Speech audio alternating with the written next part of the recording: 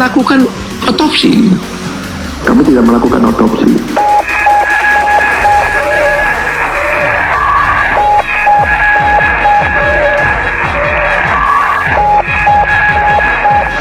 Dengan hasil pemeriksaan ini, apa kesimpulan saudara? Matinya bukan karena cyanida, Pak. Matinya bukan karena cyanida, Pak. Matinya bukan karena cyanida, Pak.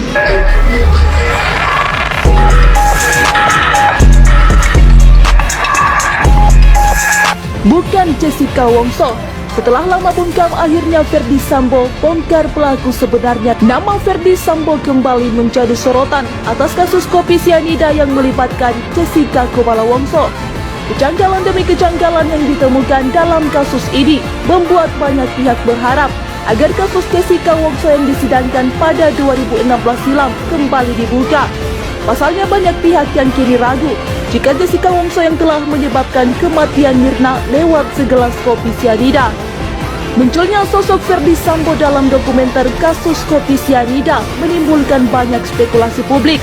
Banyak yang menduga jika Ferdy Sambo ikut menutupi kebenaran pada kasus kopi sianida yang telah menjerat Jessica Wongso dengan kurungan 20 tahun penjara tanpa adanya bukti yang konkret.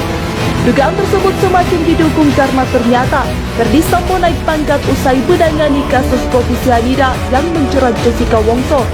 Diketahui bahwa pada saat menangani kasus kopi sianida di tahun 2016 lalu, Ferdy Sambo masih menjabat sebagai Wakil Direktur Reserse Kriminal Umum Polda Metro Jaya. Karena dinilai berhasil mengungkap kasus kopi sianida dengan menetapkan Jessica Wongso sebagai tersangka, karir Ferdy Sambo langsung melejit.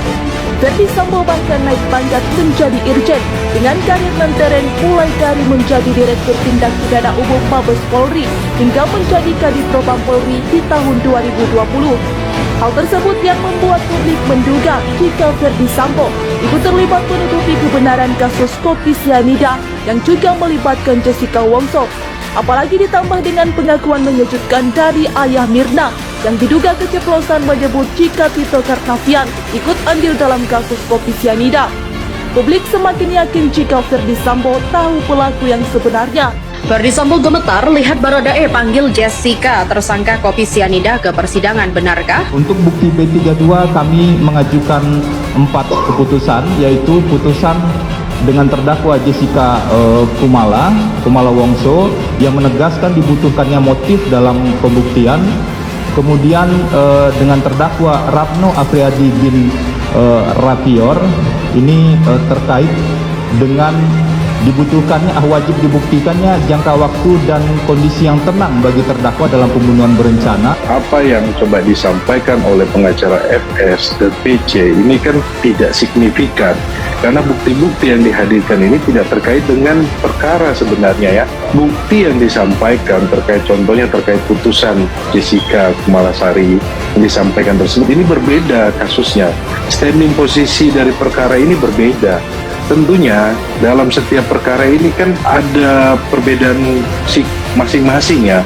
Jadi kalau seandainya disampaikan seperti itu sebagai rujukan, jadi tanpa kami mendahului majelis hakim, tentunya majelis hakim akan meninjau kembali ya. Tapi memang dalam hal proses peradilan ini kita tidak boleh menggurui majelis hakim. Jadi inilah ya yang disebutkan dibutuhkan pengalaman ya dalam beracara. Kalau kita mau mengutip ataupun mengajukan jurisprudensi, ya ajukanlah jurisprudensi yang bisa meringankan gitu ya, atau dalam artian bukan justru yang terbukti unsur 340-nya. Jadi kalau menurut saya tadi jaksa, karena saya lihat ya, saya perhatikan ada salah satu jaksa muda yang pada saat itu ada juga di dalam kasusnya Jessica, kalau nggak salah, yang sering pakai masker itu. Nah, akhirnya kan rekannya ketawa.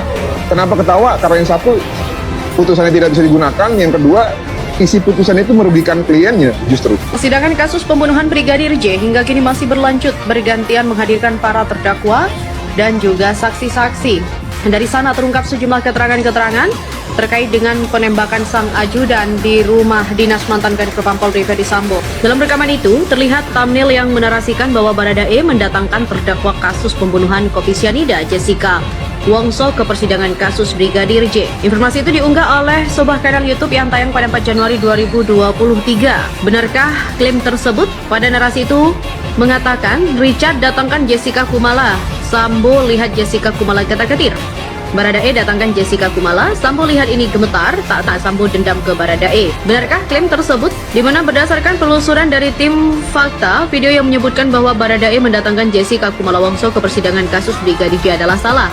Judul dan sampul video berbeda dengan isi dari rincian video itu secara keseluruhan. Video tersebut hanyalah menarasikan sejumlah artikel dari berbagai media. Salah satunya artikel dari laman ijakarta.com dengan judul Strategi Ferdi Sambo lolos pidana mati, bahwa kasus kopi sianida Jessica Kumala di sidang begini kaitannya. Selain itu juga dinarasikan artikel dari surya.co.id berjudul Sosok Jaksa Sandi Handika yang digugat Ferdi Sambo CS dulu viral tangani kasus kopi sianida Jessica. Tidak ada narasi dalam video yang menyebutkan bahwa Baradae menghadirkan Jessica Kumala Wongso. Tak ada pula pemberitaan pelit tentang kehadiran Jessica di persidangan Brigadir J itu.